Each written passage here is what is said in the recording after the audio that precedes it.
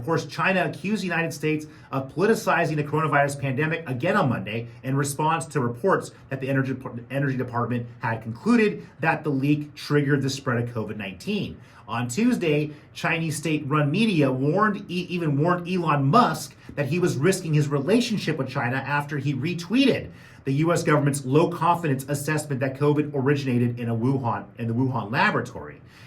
Now, what's funny about this is we've already been blaming China the entire time for COVID, right? Because originally, supposedly, it came from a bat in a wet market at Wuhan.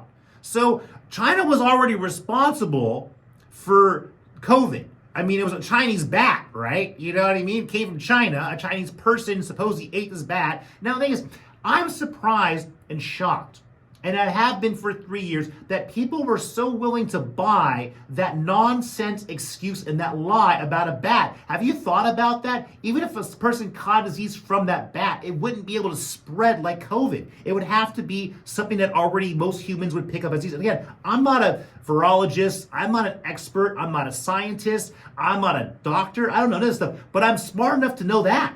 How? I don't even know. I can just pick up on certain things. So I got a lot of gripe for, calling out COVID since day one. And being one of those people that say, hey, you know what, I'm not denying the fact that it exists. It's obvious it existed. But where it came from and why it existed were one of those things to me. I said, look, this was done on purpose. Even if it was by accident, it was created on purpose.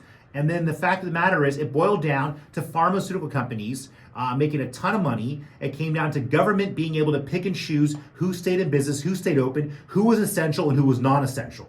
So the government benefited, large corporations benefited, and pharmaceutical companies benefited.